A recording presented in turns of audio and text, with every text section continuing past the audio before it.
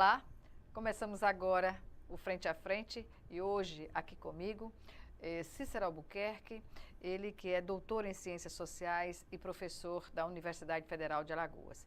Como analista político e social, ele vai aqui analisar junto com a gente a reforma política que está sendo discutida no Congresso Nacional.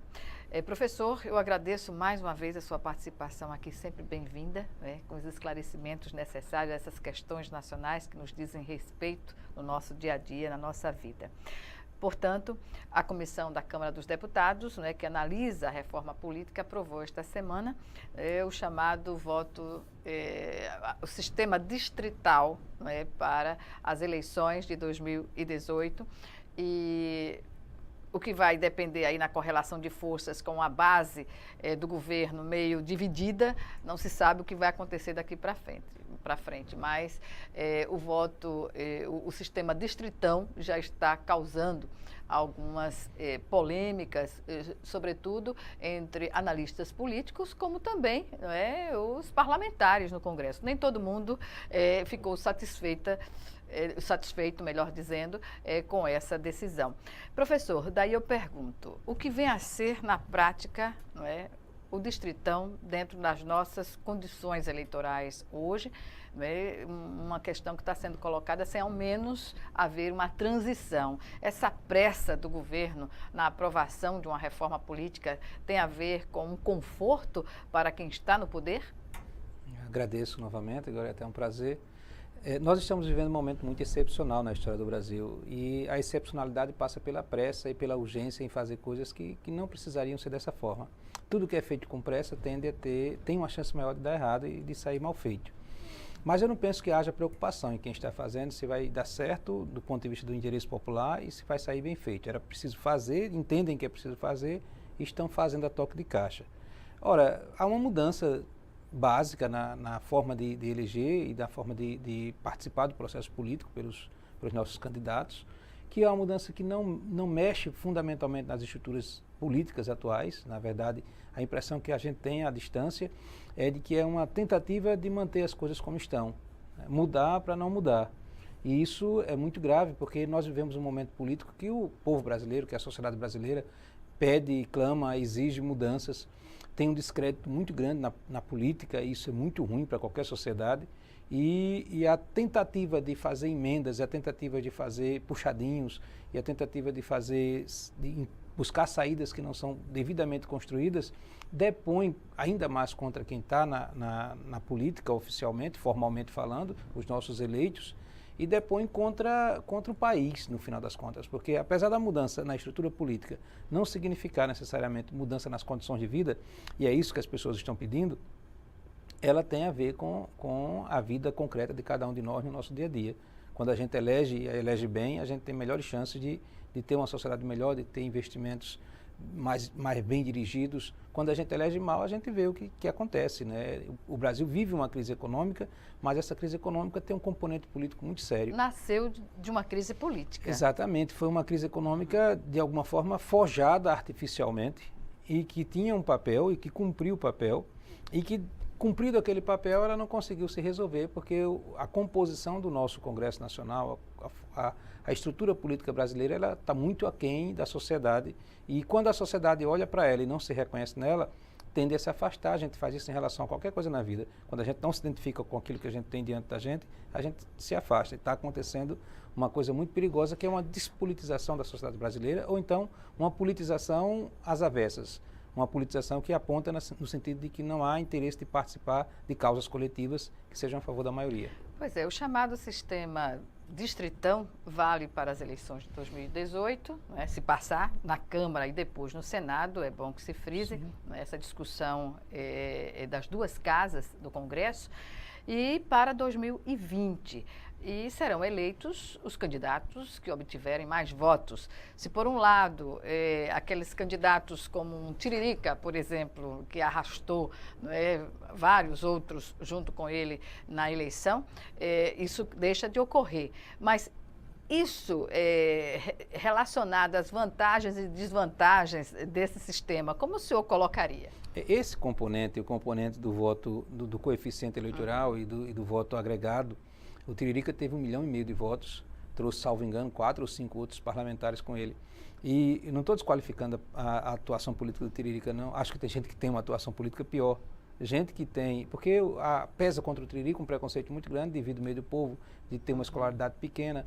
E ele tem tido um comportamento considerado, comparado com alguns outros que têm uma situação oposta a ele, até melhor do ponto mais de vista... avançado. Do ponto de vista de atitude ética e tal, porque a gente teria que ver assim, o parlamentar tem que ter capacidade de discutir a situação do país, de propor projetos, de participar dos grandes temas nacionais e tem que ter um comportamento reto.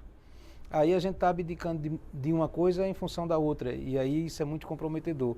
Mas assim, esse é um expediente importante, eu penso que esse é um expediente importante, que a gente não tenha também pessoas que estão lá com um pouco de votos e que, portanto, não representam o conjunto da sociedade. Nenhum parlamentar representa todo mundo, é verdade.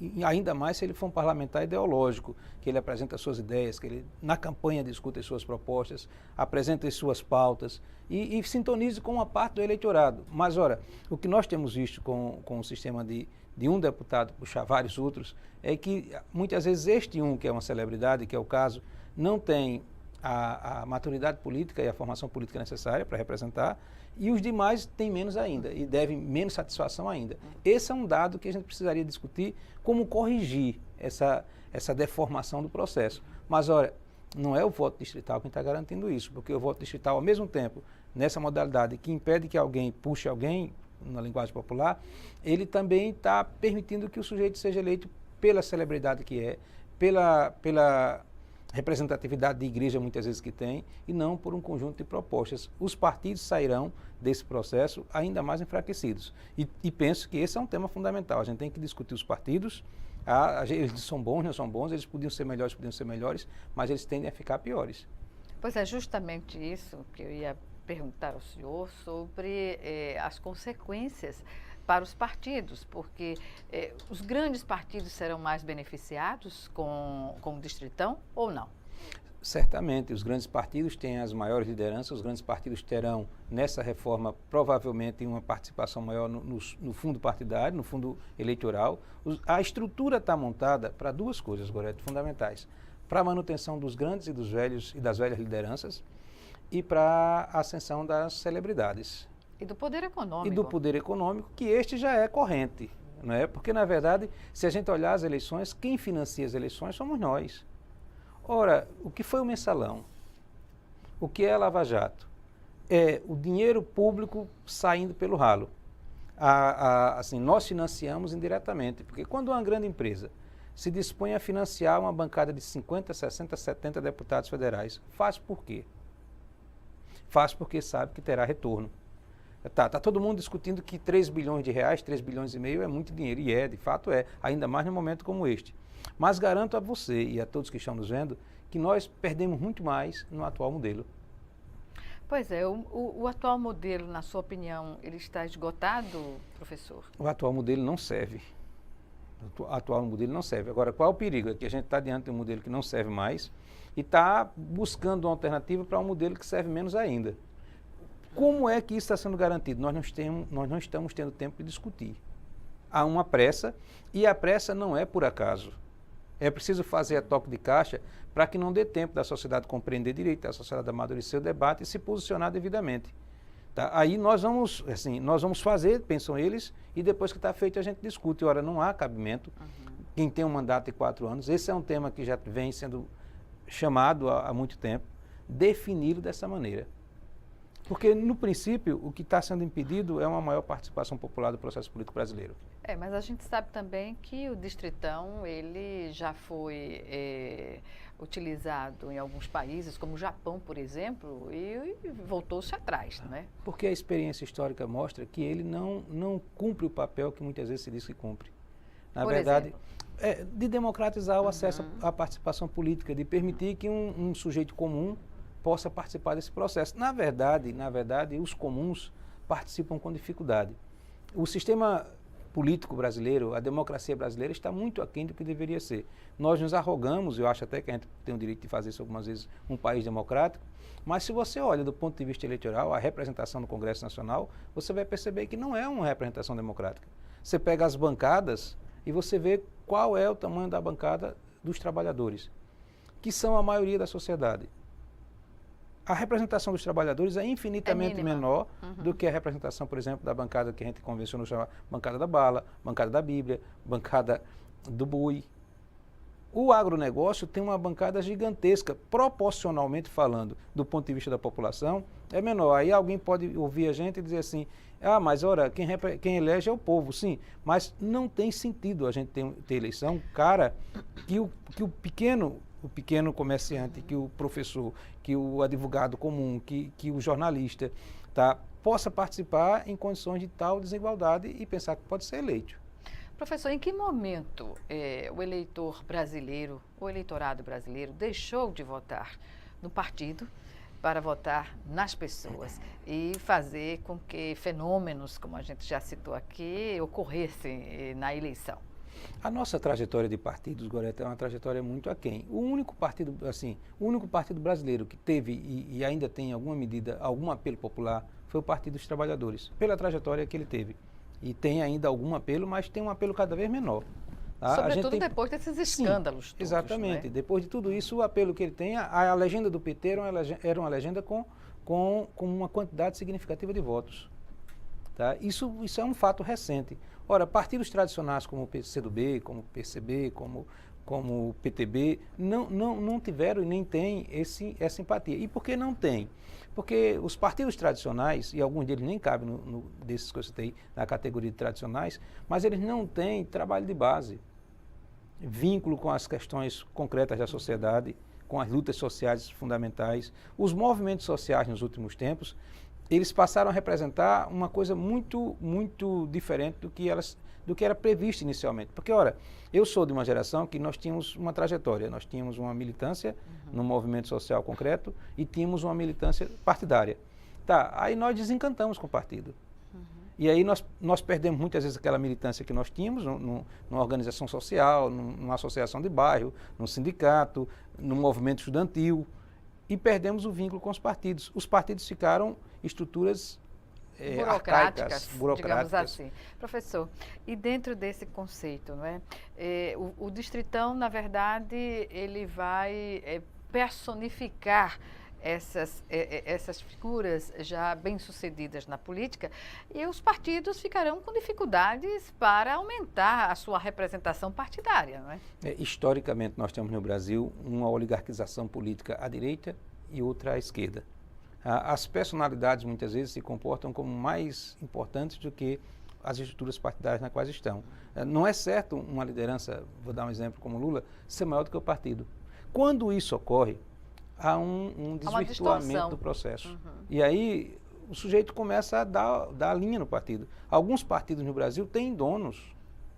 Isso está completamente errado. E por que tem? Porque nós nos afastamos da participação política. E quando a sociedade recua, e quando você e quando eu nos afastamos disso, nós permitimos que isso ocorra. Isso vai ter consequências na vida da sociedade como um todo. Pois bem, nós vamos chamar agora o nosso primeiro intervalo e o Frente a Frente volta já já para retomar essa discussão. Até já.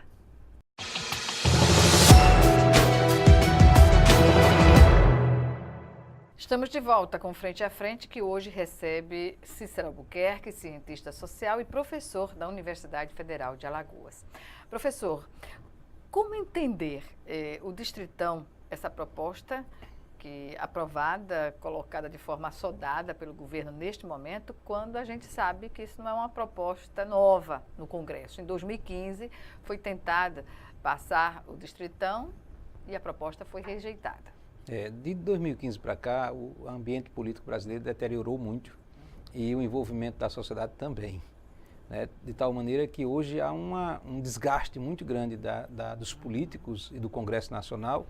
E o distritão, ele tem um mecanismo fundamental, ele vai permitir que parte da oligarquia política, que parte das velhas lideranças políticas seja protegida. Ela vai permitir que parte do pessoal que não seria eleito de forma alguma pelas urnas, num processo como que a gente tem hoje, possa voltar ao Congresso Nacional e possa cumprir o papel. A renovação do Congresso Nacional tende a ser menor do que nós esperaríamos que fosse. As cadeiras, o perfil das cadeiras vai mudar. A dança de cadeiras não vai ser tão grande como a gente esperava, entendeu?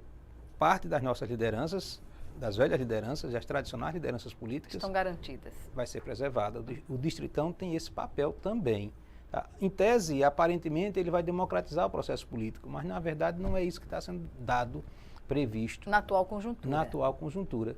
Se nós tivéssemos partidos políticos sólidos, se nós tivéssemos lideranças programáticas, com um debate ideológico bem definido, nós não teríamos que ter preocupação. Mas o que nós temos no Brasil nos últimos tempos é um processo acirrado e acelerado de desgaste das lideranças políticas em função das reformas que vêm sendo tocadas. A reforma da Previdência que está sendo esperada, a reforma trabalhista que acabou de ocorrer e todas as mudanças que a gente está vivendo no cenário político nacional tem uma conta que vai ser acertada em 2018. E o pessoal está fugindo desse acerto. Tá? O Distritão tem um papel muito negativo nesse momento porque ele preserva parte da oligarquia política brasileira que vem fazendo um papel muito nefasto ao conjunto da classe trabalhadora e à sociedade. O que seria mais viável nesse momento? Porque se coloca o Distritão como um instrumento de transição. Transição a quê? A parlamento? A parlamentarismo? O debate do parlamentarismo voltou.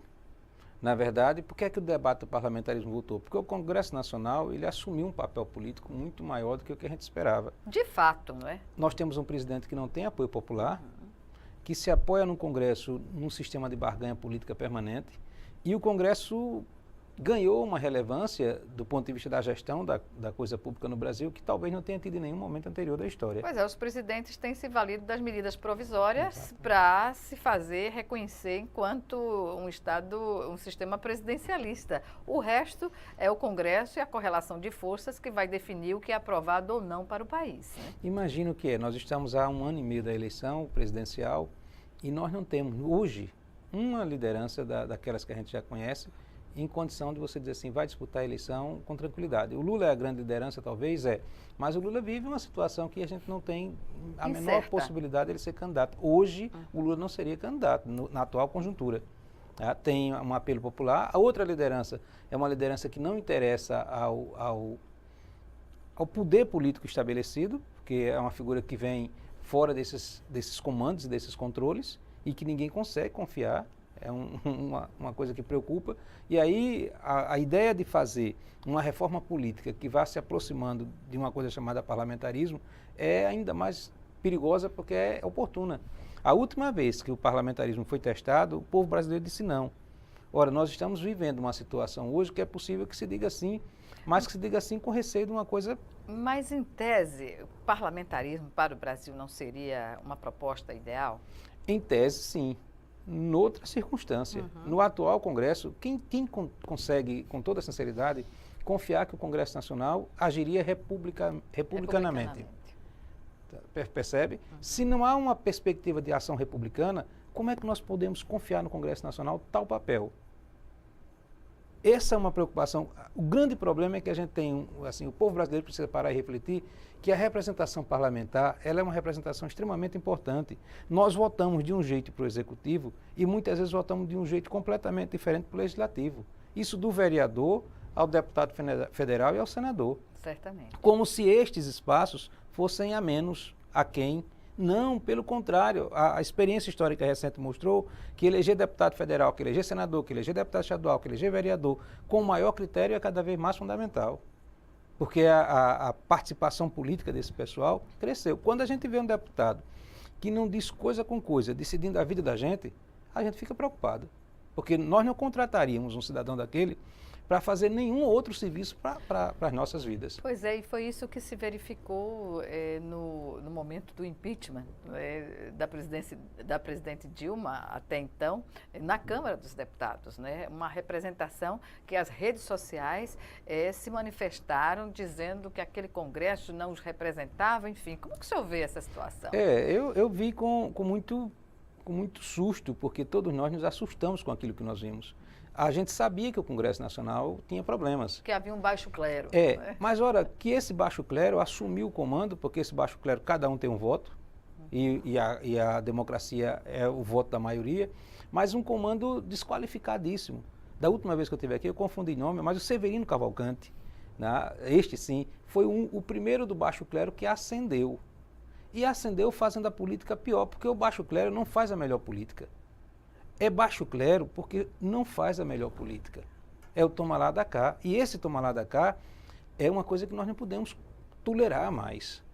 Nós precisamos sim. Olha, é melhor a gente ter um país dividido ideologicamente do que ter um país dividido fisiologicamente. Pois é, e esse toma lá da cá no Congresso foi visto de uma forma totalmente aberta agora nesse episódio da denúncia contra o presidente Temer, né? Todo mundo, os meios, as redes sociais, o jornalismo por inteiro mostrava a relação do Palácio do Planalto com a Câmara, com o Congresso, para garantir a votação e a tranquilidade do presidente, não é? Mas, Gorete, essa compra escancarada de votos, eu prefiro ela do que a mascarada. É como o preconceito. Preconceito não presta, mas é melhor o preconceito escancarado do que o preconceito camuflado. Percebe? Essa compra de votos é a mesma compra de votos que a gente vive nas eleições gerais. Como é possível você, por exemplo, passar um processo eleitoral contaminado pelo poder econômico e pela forma mais vil de fazer política, e quando passar a eleição a gente não ter processos que punam os envolvidos? Quantos foram os processos movidos em Alagoas, no Brasil, que puniram aqueles que compraram votos? É ínfimo. Ora, esse percentual é ínfimo. E quando acontece a denúncia e quando há comprovação, se arrasta. Aí a gente tem que conversar com o pessoal da Justiça Eleitoral e dizer assim, até quando vai ser assim?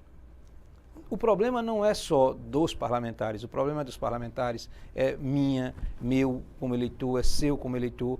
O problema é da justiça eleitoral, o problema é do conjunto da sociedade. Aquilo que nós vimos é um escândalo, mas aquele foi apenas um escândalo em nível elevado, porque no cotidiano a gente tem vivenciado isso e silenciado muitas vezes. Professor, uma reforma que garantisse oportunidades iguais, haveria, em tese, digamos assim, que é o que todos nós desejamos, um sistema eleitoral em que o poder econômico não tivesse essa importância?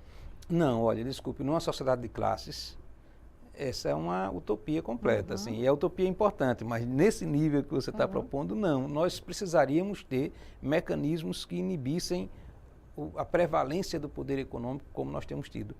Mas nós nunca vamos ter uma sociedade desigual com relações iguais. Até porque a reforma política que se deveria fazer, ela nunca será feita nessas condições, não é? Se você lembrar, Gorete, no final do primeiro mandato da Dilma, houve uma votação que freou um projeto de reforma de participação política que permitiria ao povo brasileiro mecanismo de participação nas instâncias da sociedade de forma mais ampla. Aquele freio dado sob o comando do Cunha, indicava claramente que o Congresso Nacional não queria uma aproximação maior do povo brasileiro. E esse projeto tinha sido construído a partir das mobilizações de 2013, que deixaram claro assim, nós não estamos satisfeitos com a nossa representação. Ali ficou claro. Ora, mas dali para cá, houve um agravamento, porque o que nós reclamamos como corrupção não era a grande questão. O povo brasileiro foi às ruas reclamando contra a corrupção. Tá. Aí o povo brasileiro vive hoje um processo escandaloso de tomar lá da cá e não tem tido a mesma manifestação. A gente precisa, imagina, no dia da votação do Cunha, essa que a gente está falando, a Brasília estava vazia. Parada. As centrais sindicais não mobilizaram, os partidos de esquerda não mobilizaram. O que houve? Os grandes meios de comunicação que vinham cumprindo o papel nesse sentido deixaram de fazer. Assim, houve um pacto, um grande pacto social, e olha que coisa horrorosa, em torno da manutenção do Cunha. Desculpa, do Temer. Percebe? Esse pacto precisa ser denunciado e ser refletido por cada um de nós. Porque nós transferimos para as redes sociais a nossa militância política. Isso é um desserviço. Percebe? Nós precisamos estar na rua. E se nós não estamos na rua, nós não participamos dos processos políticos, ninguém tenha dúvida disso. Entendeu? As redes sociais, elas cumprem um papel, mas elas distanciam as pessoas. Não tem direcionamento algum. Exato. Né? Quem comanda isso? Quem dá a direção? Quando a gente não tem liderança clara, a gente não sabe para onde vai.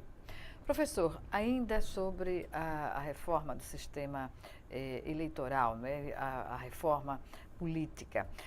O fato de ter surgido essa proposta de doações ocultas, não é, para o financiamento das campanhas, como é que o senhor viu num momento como esse, que todo dia a gente acorda e se depara com uma denúncia de investigação ali, aqui, acolá, e de repente surge uma proposta como essa que foi rejeitada, que causou uma maior discussão na Câmara, tanto que a proposta da comissão não chegou a ser votada.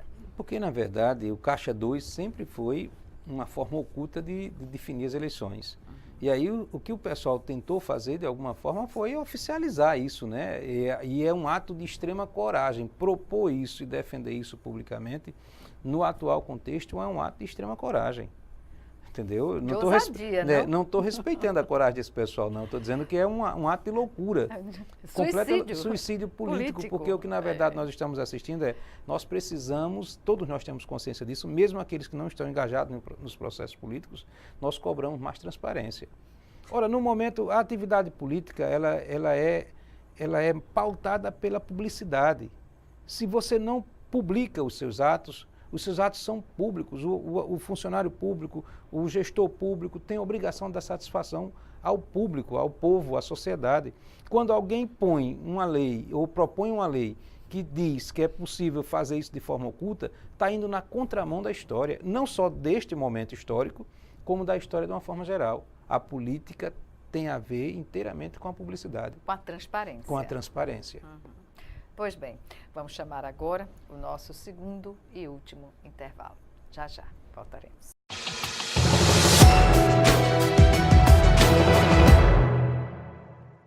Estamos de volta para o último bloco do Frente a Frente, que hoje recebe Cícero Albuquerque, ele que é doutor em Ciências Sociais e professor da Universidade Federal de Alagoas. Professor, a questão do fundo de campanha proposto, né, mais de 3 bilhões, e diante dessa nossa realidade fica meio difícil acreditar que os partidos pequenos tenham acesso a essa dinheirama, né? E o Distritão, na verdade, ele vai reduzir custos dos partidos? Como pode-se observar essa relação desse fundo e a necessidade dos partidos? Na verdade, desde a eleição passada, com a proibição do financiamento pelas empresas, as campanhas já ficaram mais baratas, obrigatoriamente mais baratas. Mas, ora, o poder econômico continua mandando, porque quem tem estrutura partidária, quem tem estrutura estatal, pública estatal, quem está no governo do estado, quem está numa prefeitura, sai na frente e tem mais vantagens.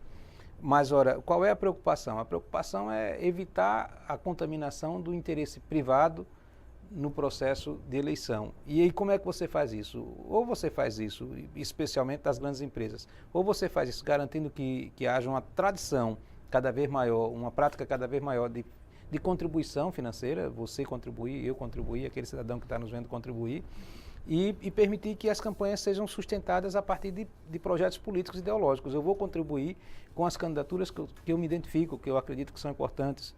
Ora, se isso é verdadeiro, a gente teria uma situação muito melhor. O Distritão, quando propõe o financiamento público, aí você troca o privado pelo público, ou um público predominante e um volume de recursos hoje que assim, preocupa pelo momento político e econômico que a gente está vivendo. Mas eu vou te dizer um pouco aquilo que eu já disse lá no primeiro bloco, dizendo assim, eu pessoalmente ainda acho isso menos nefasto do que o modelo que a gente tinha antes. Compreende? Assim, e aí a gente está escolhendo entre o ruim e o pior. Né? Por que é ruim? Porque nós temos prioridades outras, saúde, educação e tantas outras. Mas olha, é preciso que a gente tenha coragem de bancar a democracia. E ou nós bancamos a democracia e aprimoramos ela, porque aí tem uma coisa importante, quando o cidadão sabe que está tirando do bolso dele diretamente, porque já era tirado indiretamente, e para financiar a campanha, ele vai cobrar dos eleitos e dos candidatos melhor compostura e melhor fidelidade, e maior fidelidade. Isso, para mim, é importante, entendeu? A gente precisa ter acompanhamento dos mandatos e das ações dos nossos representantes. Em qualquer lugar do mundo, representação é uma coisa delicada. Agora, o princípio básico teria que ser outro, diminuir esse valor, as campanhas precisam ser cada vez mais baratas, mais básicas, e nós temos que participar cada vez mais disso.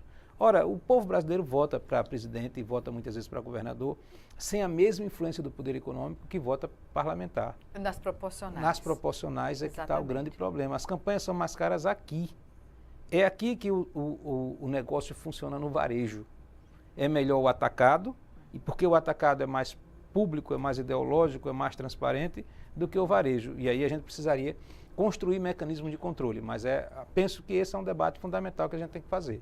Professor, hoje votamos da seguinte forma: o candidato para ser eleito, ele depende da votação que ele recebe, mas também da votação no partido e os votos na coligação, Isso. que são os votos da legenda, né? Exato.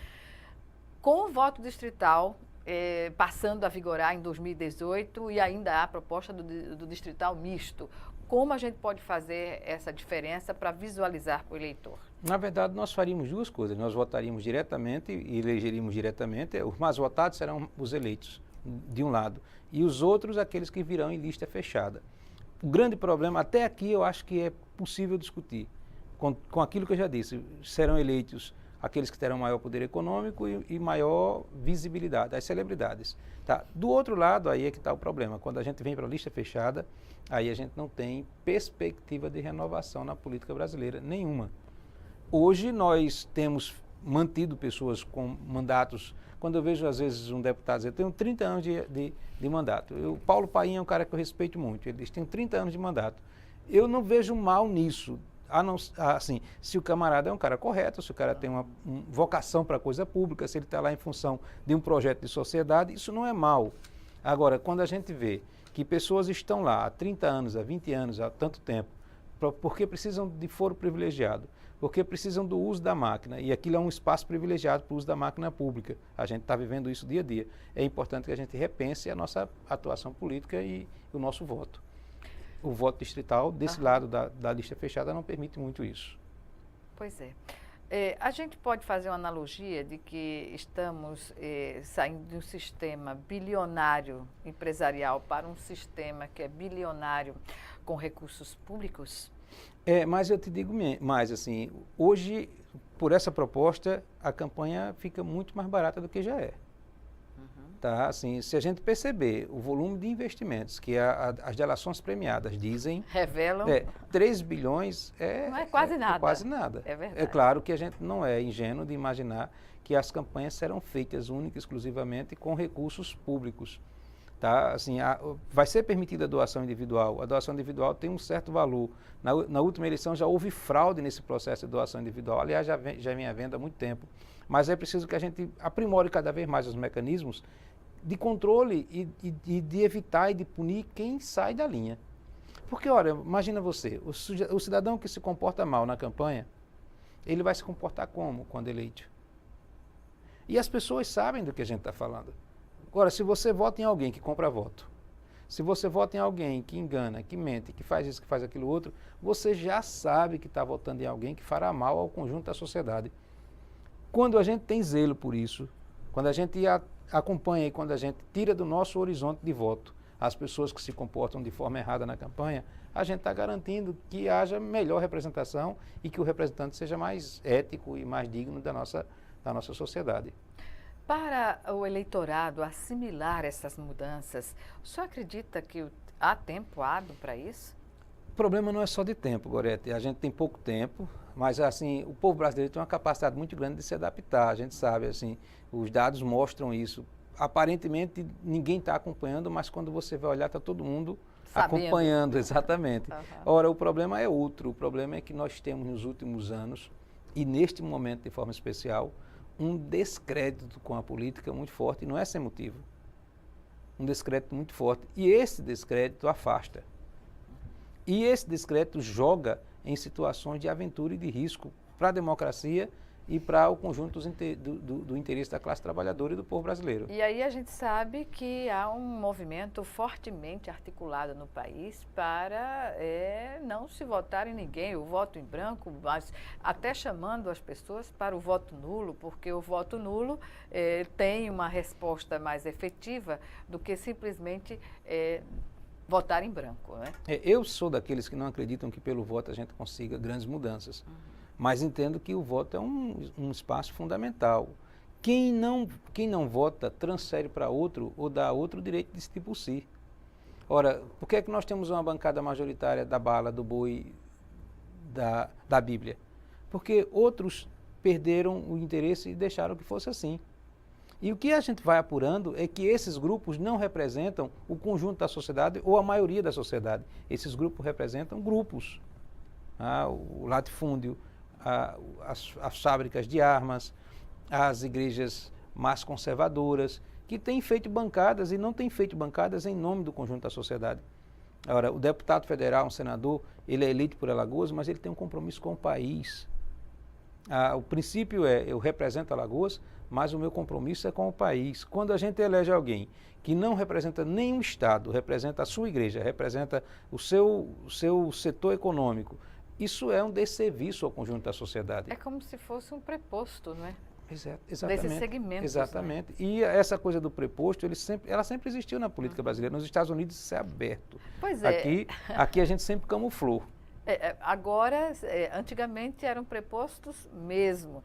Hoje são os próprios agentes que estão, as pessoas que estão no domínio da atividade que assumem a condição parlamentar. Né? É por isso que é importante que a gente tome consciência disso e que a gente assuma a nossa participação social e que a gente esclareça cada vez mais, porque se a gente não fizer isso, a gente está atuando contra a maioria do povo brasileiro.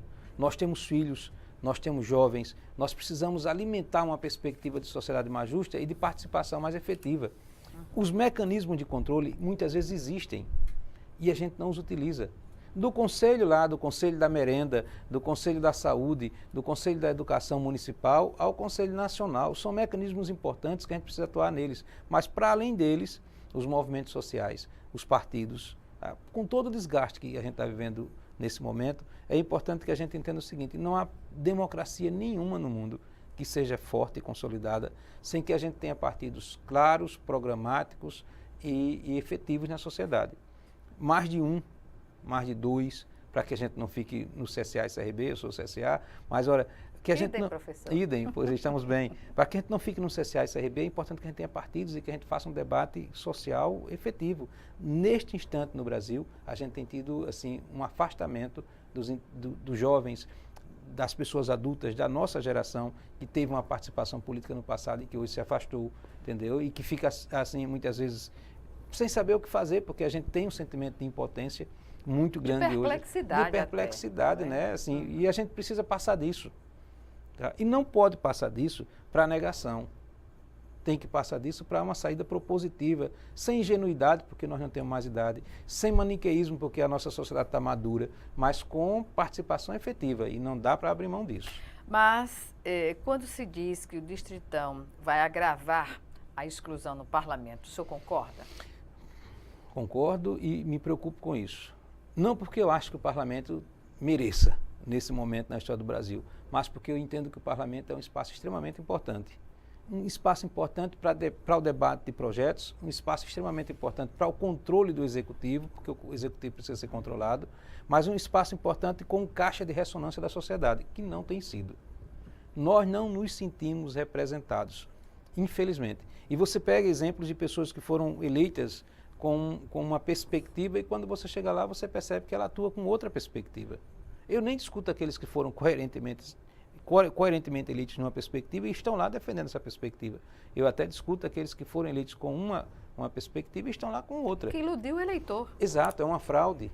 É uma fraude. Eu sei que é muito difícil representar, mas olha, é preciso que a gente permita e construa mecanismos de participação. E aí, sem dúvida, um debate como este, o espaço da rede social, até o espaço da rede social, que precisa ser mais bem apurado no uso, precisam ser espaços que a gente possa debater ideias sem ódio, sem rancor e sem temor de se expor. Mas a rede social, o debate presencial é algo muito mais salutar. E o que acontece com a sociedade, com as suas representações, suas entidades que não conseguem manter esse debate? Além da academia, já havia um debate sobre economia na Universidade Federal em junho, e foi um debate rico, uma experiência até em nível internacional. O que ocorre que nós tínhamos lá no passado, na redemocratização do país, a Sociedade Alagoana em Defesa dos Direitos Humanos, que discutia política e direitos humanos no contexto daquela época. E hoje, por que esses movimentos não estão engajados também nessa discussão permanente? Gorete, nós estamos vivendo um esgarçamento do tecido social muito grave. Nós estamos com uma situação de desemprego gravíssima. Nós estamos com uma situação explosiva de violência. Ontem eu fui jantar com a minha mãe, ela dizia assim, eu vi um depoimento de um pai hoje dizendo assim, que o filho foi assassinado com 16 anos e ele ficou aliviado porque não aguentava mais. E a gente não tem políticas públicas que tratem disso. Nós estamos vivendo uma situação de tal calamidade, assim, que a gente precisa dizer assim, olha, por que é que nós estamos perdendo a perspectiva de discutir uma sociedade mais justa? Porque nós estamos discutindo a sobrevivência. Nós estamos discutindo assim, por que é que nós não estamos discutindo avançar em aprimorar direitos? Porque nós estamos discutindo a manutenção de direitos. Ora, o que é que a gente está vendo assim? O governo anunciou para nós, categoria de serviço público, não vai dar o aumento que tinha comprometido. Nós estamos com 30%, 40% de perda salarial. O aumento está suspenso. Congelamento de salário. Aumento de alíquota de participação. Assim, nós estamos discutindo como sobreviver. Como manter Como conquistas, manter. Aí né? a universidade não discute projetos estratégicos de sociedade, porque a universidade está discutindo a emergência. Esse é o momento que precisa virar a página. A gente precisa chegar a uma situação que nos permita dizer assim, sim, nós temos uma perspectiva, nós vamos construir uma sociedade melhor, nós estamos, enquanto sociedade, preocupados um com o outro e com a felicidade de todos. Porque enquanto um grupo minoritário assalta o poder e há uma letargia social muito grave, é uma coisa que a gente precisa parar e refletir e dizer assim, ó, inclusive a universidade, a dívida hoje, neste momento, é muito grande. As igrejas, os espaços progressistas, muito grande. A gente precisa retomar e acreditar que é possível mudar essa situação e viver melhor. E vamos acreditar, né? Professor, infelizmente o nosso tempo chegou ao fim e eu agradeço aqui a sua participação mais uma vez nesse debate rico de informações. Obrigada. Um abraço. Obrigada a você também que nos assistiu e até o nosso próximo encontro aqui, Frente a Frente.